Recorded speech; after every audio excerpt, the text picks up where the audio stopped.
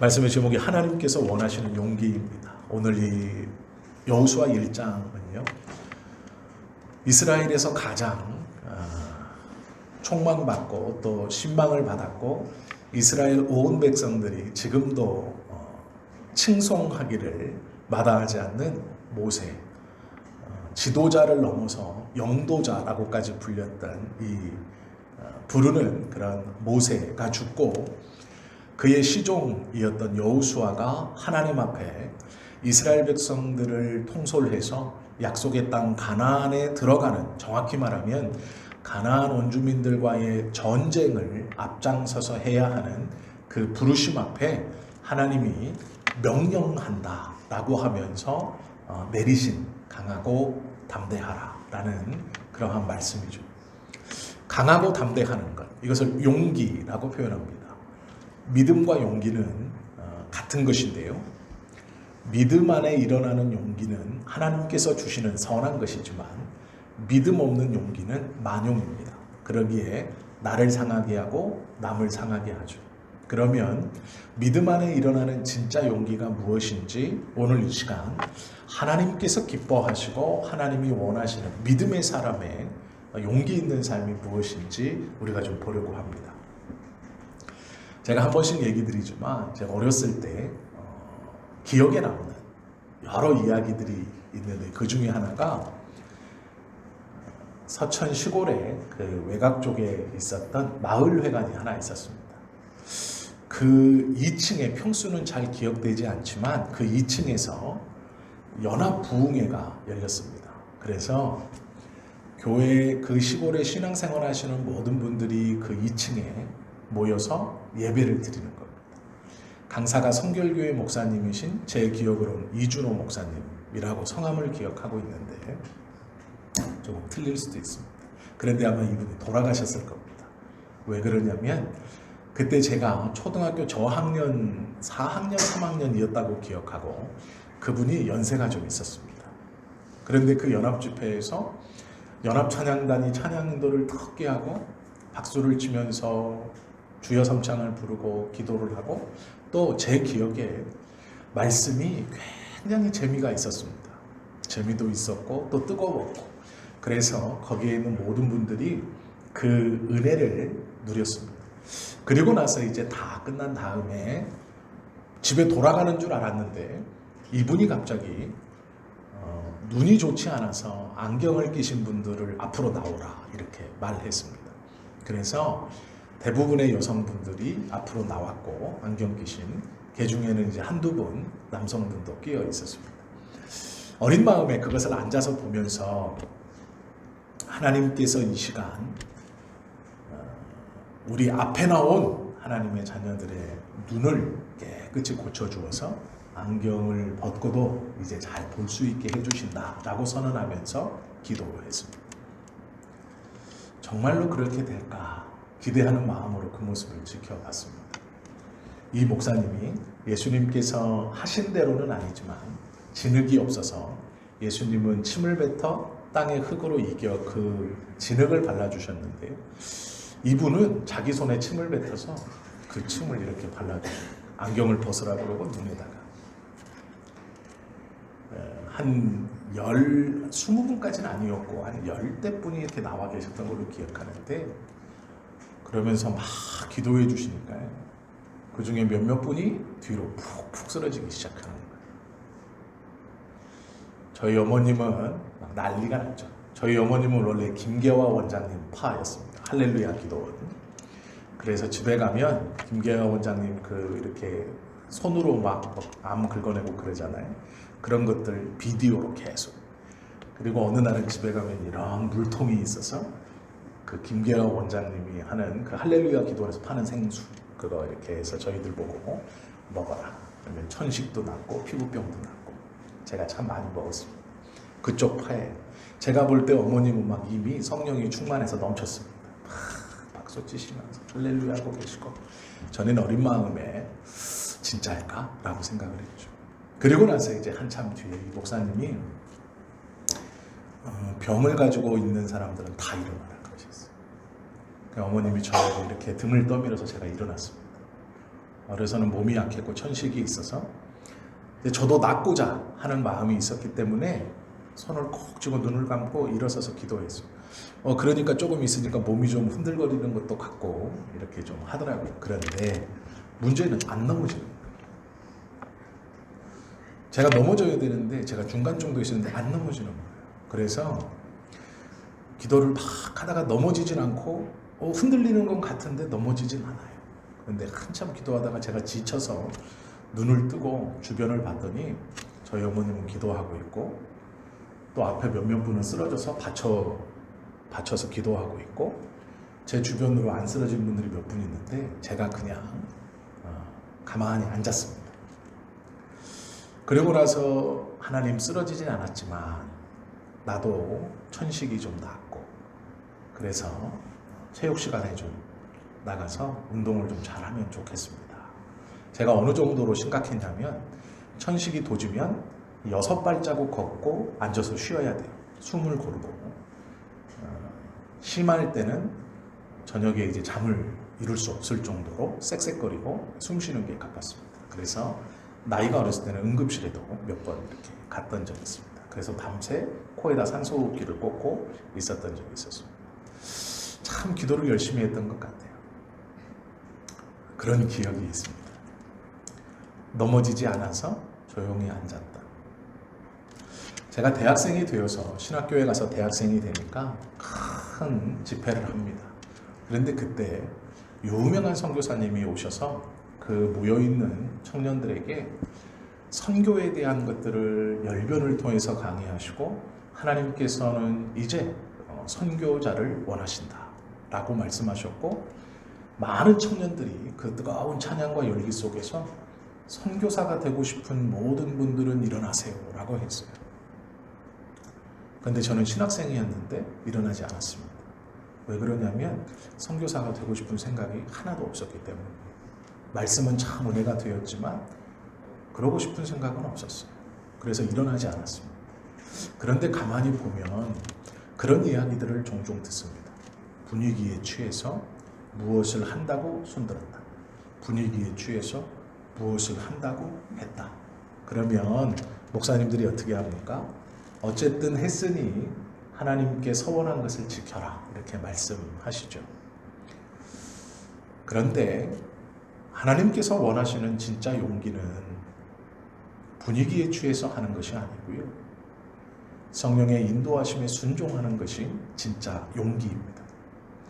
다 넘어져도 넘어지지 않으면 넘어지지 않는 것이 용기이고 그 분위기가 다 손을 들어야 내 믿음을 증거하는 것 같아도 손들지 않는 것이 진짜 용기입니다. 성경에서 하나님이 원하시는 용기, 믿음이라는 것을 가만히 보면 분위기가 아니라 성령 하나님께서 인도해 주시는 것에 순종하는 것, 이것이 진짜 용기입니다. 분위기에 휩쓸려서 하는 것은 믿음도 아니고 용기도 아니에요. 그것이 우리의 눈에 선한 분위기이든 우리의 눈에 나쁜 분위기이든 이 분위기에서 무엇인가 하겠다고 했다 그건 믿음도 아닙니다. 그건 하나님 앞에 약속도 아니에요.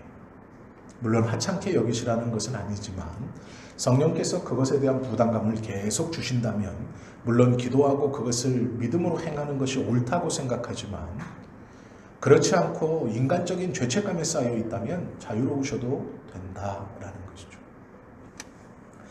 이스라엘 백성들이 출애굽을 한 뒤 광야를 거쳐 가데스 바냐의 앞에 섰습니다.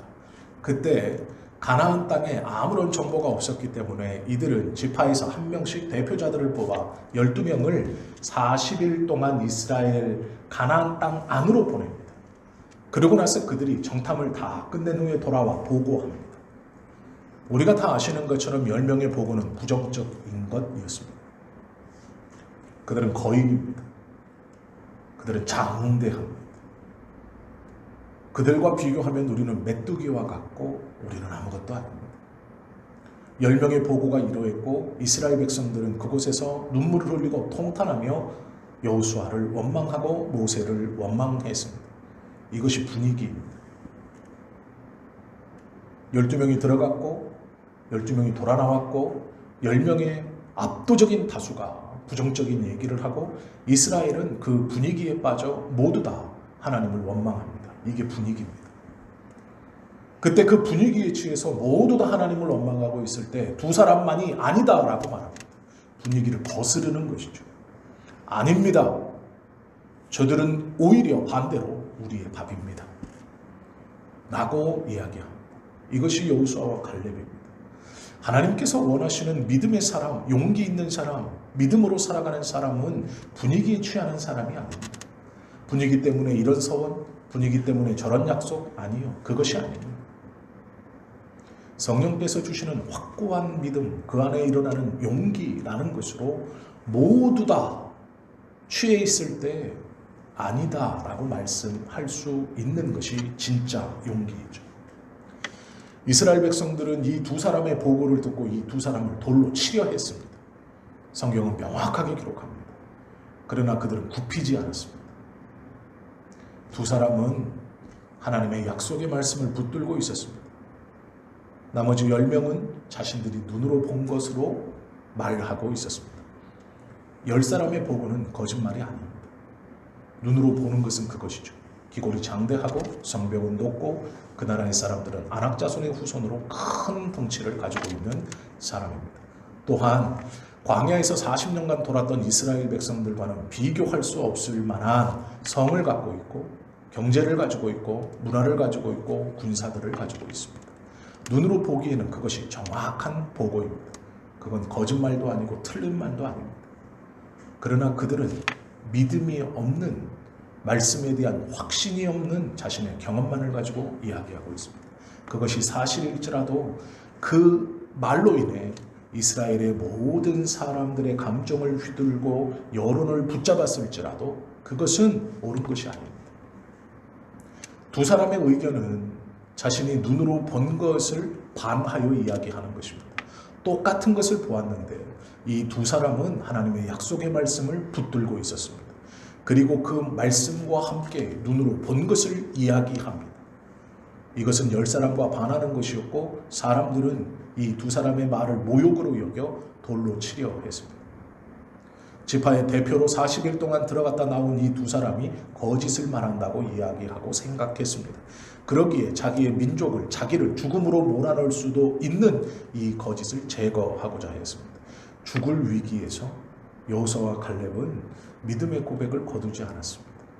분위기에 따라서 무엇인가 한다?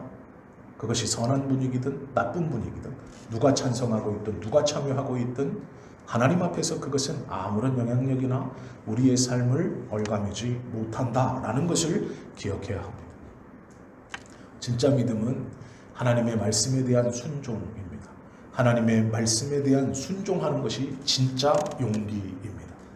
하란에 살던 아브라함은 아버지가 이방 신상에 또한 드라빔과 귀금속 장식품을 깎아 팔던 사람이었습니다.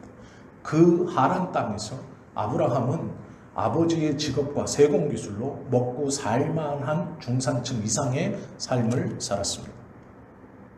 그런 그 땅에 있을 때 아버지가 아직 돌아가시지도 않았을 때 아브라함에게 하나님이 나타나서 말씀하시기를 내 본토 친척 아비집을 떠나라. 그 하란 성에는 친척도 있었고 원래 태어난 땅이고 아버지의 기반이 다 있었습니다. 가난하고 못 먹고 어렵게 살던 곳을 떠나 미국에 가서 새 출발해라 이런 말이 아닙니다. 잘 먹고 잘 살고 풍요롭게 살고 있는 그곳을 떠나고 네가 태어났고 친척과 형제들이 다 자리 잡고 있는 그곳을 떠나라고 말합니다. 여론은 어떠 있을까요? 가지 않는 것이 옳은 것이죠. 분위기는 가는 것이 미련한 것이죠. 어디로 가야 되는지도 알지 못하고 떠나는 것은 미련한 것입니다. 그 가문의 가장격인 아버지가 아직 죽지도 않았습니다. 아버지가 돌아가셔서 아브라함이 가장이 되어서 떠나라 했다면 그럴 수도 있습니다. 내가 가장이니까. 그러나 아브라함의 아버지는 아직 살아있습니다. 데라가 생계를 책임지고 있었고 눈을 시퍼렇게 뜨고 그 가문의 수장 역할을 하고 있었던 때입니다. 그때 나타나셔서 떠나라 라고 말씀하시고 아브라함은 놀랍게도 그 이야기를 듣고 짐을 싸고 떠납니다. 하나뿐인 아들이 가자 아버지가 따라 나섭니다. 어떤 사정인지 모르지만 조카까지도 따라 나섭니다. 그리고 길을 떠나죠. 떠나는 중 한 곳에서 아버지가 죽고 다시 또 길을 떠납니다. 주변의 사람들, 하란에 있던 사람들, 친척들의 여론은 아마 떠나는 것을 미련하게 생각했을 것입니다. 모든 사람들이 말렸을 것입니다. 이 풍요로운 하란을 떠나 어디로 가느냐? 어디로 가야 하는지 알지도 못하면서 떠나가느냐?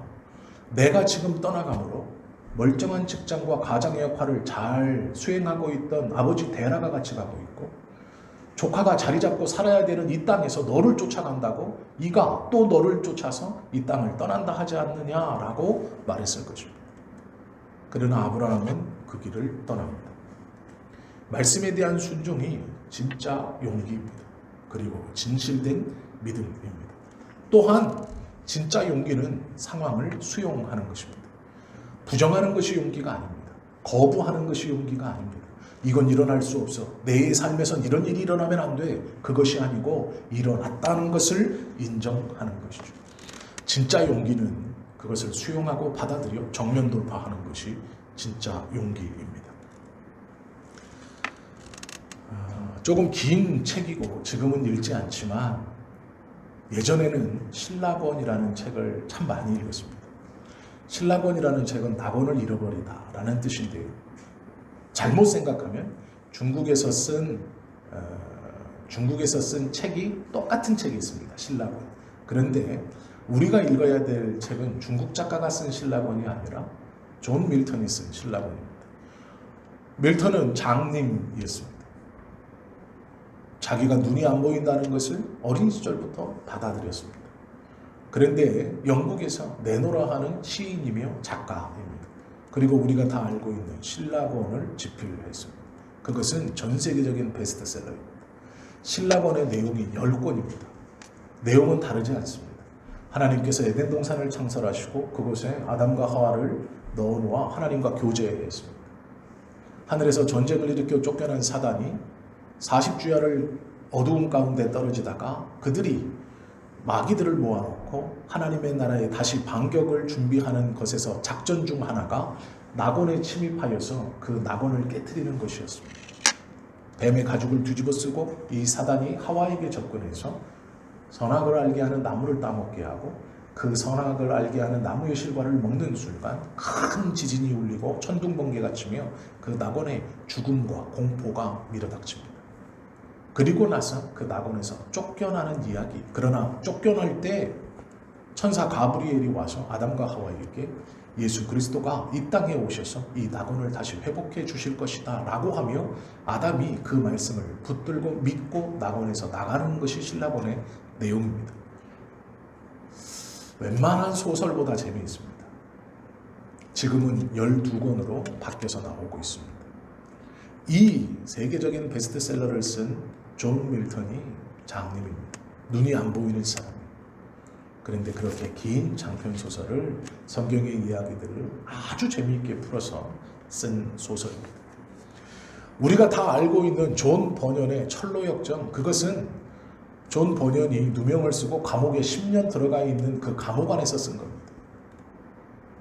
존 버년은 하지 않은 일에 누명을 쓰고 감옥에 갇혔습니다. 감옥에 들어와 있다는 것을 인정한 겁니다. 그리고 내가 감옥 안에서 할 수 있는 일이 무엇인가를 고민하다가 하나님께서 나에게 주신 이 신앙이라는 것을 가지고 믿음의 길을 어떻게 갈 수 있을까라고 해서 지은 것이 철로역정입니다.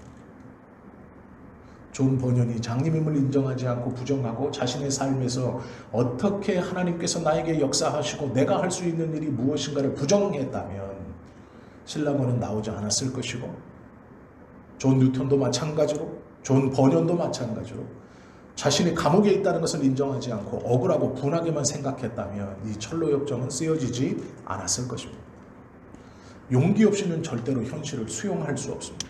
나에게 일어나는 일, 나에게 벌어지는 일, 그것이 하나님께서 나에게 무엇을 원하는 것이고 왜 이것을 나에게 주시는 것인가를 정면으로 맞이해서 그것을 이겨나가는 것이 용기입니다. 세 번째, 정말 용기는 순종해야 되는 것에 순종하는 것입니다. 아브라함은 이삭을 모리아 산으로 데리고 올라갑니다. 그리고 성경의 기록대로라면 그 이삭을 묵습니다. 그런데 이 이야기를 가만히 보시면 하나님께서 왜 이삭을 아브라함의 후대로 삼으셨는지를 알 수 있는 대목입니다. 우리는 아브라함이 믿음의 조상이고 그 믿음의 조상의 결과로 이삭이 하나님의 선택과 은혜를 받았다고 생각합니다. 그러나 그렇지 않습니다. 모리아산의 사건을 가만히 보시면 아브라함이 처음 하나님의 부르심을 받았을 때가 75세입니다. 그리고 나서 25년이 흘러 100세에 이삭을 낳습니다. 그리고 이 이삭이 약 17살 정도가 되었을 때 아브라함의 나이는 117세 정도 되는 것입니다. 그리고 다 큰 거의 성년처럼 자란 이 이삭의 등에 장작 더미를 올려놓고 번제를 지낼 장작을 이삭에게 매게 합니다. 이삭은 꼬맹이가 아닙니다. 7살, 6살, 5살 이런 아이가 아닙니다. 번제에 쓸 장작을 지고 산으로 올라갈 만한 체력과 그 정도의 성장이 있는 아이입니다. 17에서 18 정도 됩니다. 그러면 이삭만 나이가 먹어 장성합니까? 아니요. 아브라함은 그만큼 나이가 들어 늙어가는 것이죠.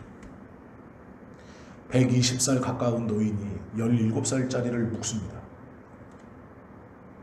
그러면 발버둥 치려고 마음먹고 도망가려고 하면 도망갈 수 있습니다. 그런데 성경은 놀랍게도 이삭이 순순히 결박당했다고 말하고 있습니다. 또한 묶어놓고 제단에 올려놓을 때 아브라함이 120세인데 헐크처럼 힘이 세서 그 17살짜리 아이를 번쩍 들어 제단에 올려놓았겠습니까? 그렇지 않습니다.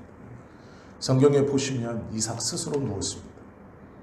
아브라함이 칼을 빼들고 그 칼로 심장을 찌르려고 하는 순간까지 이삭은 요동하지 않았습니다. 이것이 성경의 말씀입니다. 그러기에 아브라함도 하나님의 말씀에 순종했고 이삭도 하나님의 말씀에 순종한 것을 볼 수 있죠. 그렇기 때문에 하나님이 아브라함의 후손으로 아브라함의 하나님, 이삭의 하나님이라고 말할 만한 믿음을 보셨기 때문에 그 이삭을 인정해 주신 겁니다. 아버지라고 해서 순종하는 게 아닙니다.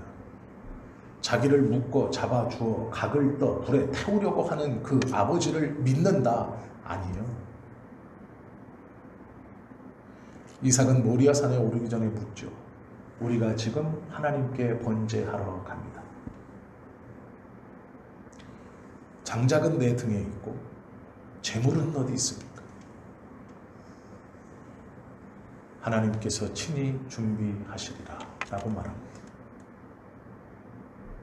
이 짧은 대화 속에서 이삭이 아버지의 말을 신뢰하는 것이 아니라 아버지가 전하고 말씀하는 하나님에 대해서 신뢰하고 그 뜻에 순종하는 것을 하나님은 본 것입니다. 그리고 이삭의 삶을 하나님이 축복하시죠. 살면서 평생 한 번도 전쟁을 치르지 않습니다. 다투지 않습니다. 귀하고 귀한 우물을 파면 물이 터져나옵니다. 양보하고 또 파면 또 터져나옵니다. 이건 평생에 한 번 누릴까 말까 한 로또를 맞은 겁니다. 그런데 그 우물을 3개를 풉니다. 3번 다 물이 터집니다. 죽는 날까지 그의 재산과 그의 풍성함과 그의 부요함은 사그라들지 않았습니다.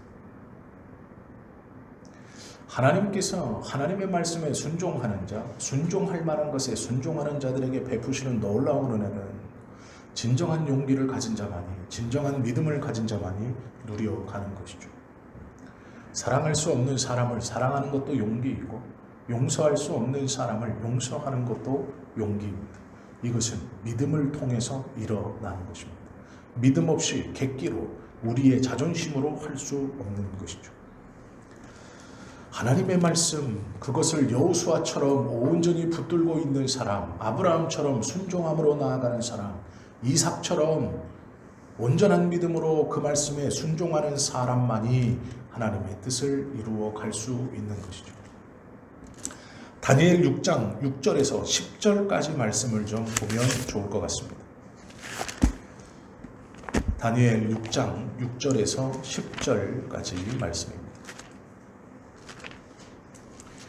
구약성경 1242면 구약성경 1242면 다니엘 6장 6절에서 10절까지 말씀을 보면 이렇게 기록되어 있습니다. 이에 총리들과 고관들이 모여 왕에게 나아가서 그에게 말하되 다리오 왕이여 만수무강하옵소서. 나라의 모든 총리와 지사와 총독과 법관과 관원이 의논하고 왕에게 한 법률을 세우며 한 금령을 정하실 것을 구하나이다. 왕이여 그것은 곧 이제부터 30일 동안에 누구든지 왕 외에 어떤 신에게나 사람에게 무엇을 구하면 사자굴에 던져넣기로 한 것이니이다. 그런즉 왕이여 원하건대 금령을 세우시고 그 조서에 왕의 도장을 찍어 메대와 바사에 고치지 아니하는 규례를 따라 그것을 다시 고치지 못하게 하옵소서 하며 이에 다리오 왕이 조서에 왕의 도장을 찍어 금령을 내니라. 다니엘이 이 조서에 왕의 도장이 찍힌 것을 알고도 자기 집에 돌아가서 윗방에 올라가 예루살렘으로 향한 창문을 열고 전에 하던 대로 하루 3번씩 무릎을 꿇고 기도하며 그의 하나님께 감사하였더라 기록하고 있습니다. 다니엘을 모함하고 싶었던 지도자들이 다니엘의 험담을 다니엘의 약점을 찾았으나 얻지 못했습니다. 그래서 그들이 회의하기를 무엇이라 했냐? 저가 믿는 신을 꼬투리 삼지 않고는 아무런 흠도 찾을 수 없을 것이다. 그래서 어느 날 다리오 왕 앞에 찾아가서 말합니다. 왕이여 모든 신하들이 의논했는데 왕을 존귀하게 하는 한 법령을 내어 고치지 못하게 하면 될 것 같습니다. 그 내용은 지금부터 30일 동안 왕 외에 어떠한 신에게 기도하는 모든 자들을 사자굴에 집어넣어 왕의 존귀와 위엄을 세우십시오. 왕이 듣기에 괜찮아 보였습니다. 그리고 이 조서에 인장 도장을 찍어 법령으로 만듭니다. 30일 동안 왕 외에 다른 어떤 누구에게 기도하면 모두 사자굴에 들어가는 것이죠. 우리가 만약 이런 상황에 처한다면 30일 동안 그래 30일 동안 참았다가 31일째 기도하면 된다라고 생각할지도 모릅니다. 창을 열고 기도했지만 그래 창을 닫고 내 집에서 내가 조용히 기도하는데 누가 알 수 있을까? 그래 30일만 기도를 안 하는 건 내가 하나님 앞에 부끄럽고 내 신앙이 용납치 않으니 30일만 내가 문을 닫고 조용히 기도하겠다라고 생각할 수도 있습니다. 성경의 본문은 분명히 다니엘이 이 조서에 왕의 도장이 찍힌 것을 알았다라고 말합니다. 기도하면 죽는다라는 것을 알고 있었다라는 것이죠. 이것이 분명히 자기를 모함하려고 하는 원수들의 모함이라는 것을 알고 있었습니다. 그런데 다니엘은 여전히 퇴근 후에 자신의 집의 가장 꼭대기의 방으로 올라가 예루살렘 쪽으로 난 창문을 열고 똑같이 하루에 3번 감사하며 기도했다 기록하고 있죠. 죽을 줄 알고 기도하지 말라고 하고 그것을 쉬라고 하는데도 그대로 행했다라는 것입니다. 우리가 기도라는 것을 너무 쉽게 생각하실 때가 있습니다. 그래서 아무데나 기도하고 아무런 준비 없이 기도하고 그저 내가 입술로 응얼응얼대면 그것이 기도라고 생각하고 착각하실 때가 있습니다. 그러나 기도라는 것은 그렇게 가벼운 것이 아닙니다. 우리가 예수 그리스도의 이름으로 기도한다라는 것은 하나님 앞에서의 서약이고 약속입니다.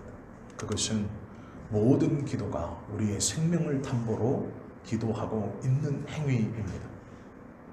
그러기에 하나님이 그 기도에 신실하게 역사하시는 겁니다. 하나님의 기도의 응답이 없는 이유는 우리가 기도하지 않기 때문입니다. 정확히 말하면 하나님께서 기도라고 들으실 만한 것을 하지 않기 때문입니다. 우리는 기도를 너무 쉽게 생각합니다. 그래서 노래를 부르듯 흥얼거리듯 아무렇지 않게 기도하고 있습니다. 그렇지 않죠. 진정한 용기는 흥얼대듯이 기도하는 것이 아니라 목숨을 내놓고 기도하는 것입니다. 이 말을 오해하시면 안 됩니다. 누군가 핍박하고 반대할 때 그래 내가 여전히 기도해야지, 그 말이 아닙니다. 하나님께서 찾으시는 믿음의 사람은 우리의 그 기도 하나하나가 생명을 내어놓고 기도하듯 간절하고 처절해야 한다라는 것이죠.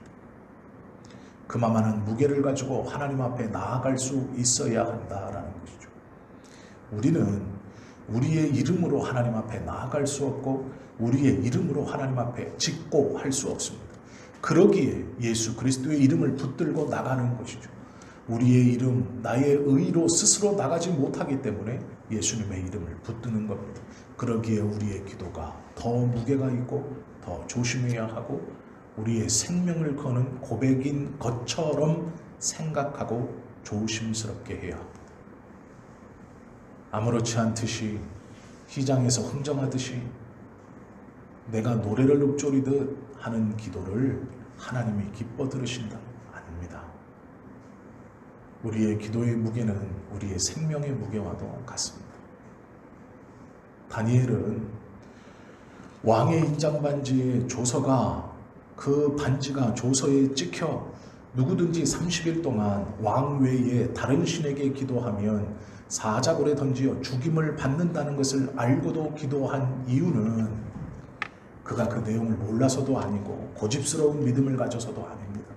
평소에 그의 기도 모두가 자신의 목숨을 담보로 하는 무게를 갖고 있었기 때문에 지금 오늘 그 조서가 발표되었다 하여도 바뀌는 게 없는 겁니다. 영향받을 것이 없는 겁니다. 진짜 용기 있는 사람은 하루하루 하나님과 동행하며 믿음으로 살기에 세상에 어떤 풍파가 새로 밀려와도 그것에 대한 영향을 받지 않는 것입니다. 왜요? 그 풍파가 있건 그 방해가 있건 그 잘못됨이 나에게 있건 없건 상관없이 매일매일 그만한 무게를 가지고 신앙을 붙들고 살아왔기 때문입니다. 진짜 믿음은 이것이 진짜 믿음입니다. 우리 안에 이 믿음이 있기를 소원합니다. 우리의 신앙은 가벼운 것이 아닙니다. 예수님의 생명의 무게를 덜어 우리에게 주신 것입니다. 그러므로 세상의 어떤 것보다 무거운 것이 우리의 믿음입니다. 그렇기에 우리의 찬송이, 우리의 기도가, 우리의 예배가 그만한 무게를 가지고 있는 것이죠. 그러기에 누구도 강제할 수 없고 누구도 억지로 밀어낼 수 없고 그러기에 누구도 억지로 이 무게를 지울 수 없습니다. 세상 사람들에게 복음은 조롱할 만한 것입니다. 그들은 그 무게를 알지 못하고 있기 때문이죠. 우리는 그 무게를 알기에 우리의 생명을 바쳐 이것을 지켜가려고 하는 것입니다. 이것이 믿음이고 용기입니다. 이야기 하나만 하고 마치겠습니다. 아버지와 어린아이가 산길을 걸어가고 있었습니다. 어둠이 짙은 길이었기 때문에 이 아이는 무서워 아버지의 손을 꼭 잡았습니다. 그때 아버지가 이 아이에게 말을 합니다. 용기를 내야지. 그리고 묻습니다. 아들아, 용기가 무엇이라고 생각하느냐? 그랬더니 아들이 이렇게 말해요. 나보다 덩치가 더 큰 아이가 다른 친구를 괴롭힐 때 내가 나서서 그 덩치 큰 아이를 혼내주는 거예요. 이렇게 말했습니다. 아버지가 이렇게 대답합니다. 그래, 그것도 용기이지. 그런데 진짜 용기는 아니야. 둘이서 이런저런 얘기를 하며 손을 꼭 잡고 그 어둑어둑해진 오솔길의 코너를 돌았습니다. 그때 그 코너를 딱 돌을 때 그 코너 끝에 산모퉁이 돌았을 때 제비꽃 하나가 피어 있었다고 합니다. 아버지가 그것을 보면서 아들에게 말했습니다. 아들아, 저게 진짜 용기란다 라고 했습니다. 아들은 그 제비꽃을 바라보면서 고개를 갸우뚱 하면서 아버지의 손을 꼭 잡고 그 오솔길을 지나갔습니다. 우리에게 똑같이 말씀하십니다. 믿음은 저것이다. 우리가 이 아이처럼 고개를 갸우뚱 하고 있지는 않은가 생각해 보아야 합니다. 아무도 찾아와서 칭찬해 주지 않고, 아무도 자신을 지지해 주지 않고, 자신의 아름다움을 뽐낼 빛도 없는 그 산골짜기 그 그늘 아래 아름답게 피어있는 제비꽃, 누가 보아주거나 알아주지 않아도 자신이 피어나야 하는 것을 알고 아름답게 피어있는 그 제비꽃을 이 아버지가 저게 진짜 용기야 라고 말씀해 주셨을 때 성숙한 어른이라면 그것이 무슨 뜻인지를 알아듣습니다. 그러나 어린아이는 알아듣지 못하여 가우뚱 하는 것이죠. 하나님께서 오늘 우리에게 성경을 통해 여호수아와 아브라함과 다니엘과 여러 믿음의 사람들의 이야기를 통해서 우리에게 진짜 믿음이 무엇인가를 설명하십니다. 고개를 갸우뚱 하신다면 아직 어린아이와 같은 것입니다. 그러나 이 말씀이 무엇인가를 알아듣는다면 다니엘이 누렸던 놀라운 은혜의 복을, 아브라함이 누렸던 놀라운 은혜의 복을, 이삭이 누렸던 놀라운 은혜의 복을 우리 또한 누려갈 것입니다. 용기는 분위기에 휩싸이는 것이 아닙니다. 성령께서 인도해 주시는 것에 순종하는 것이 진짜 용기입니다. 하나님의 말씀에 순종하는 것이 용기이고, 순종할 만한 자에게 순종하는 것이 용기입니다. 우리의 신앙은 이러한 용기를 바탕으로 한 걸음 한 걸음 내딛는 무거운 믿음의 걸음이 될 것입니다. 그때 하나님은 우리의 삶을 인정해 주실 것입니다. 이런 용기 있는 우리 모두가 되실 수 있기를 예수님의 이름으로 축원합니다. 기도드립니다.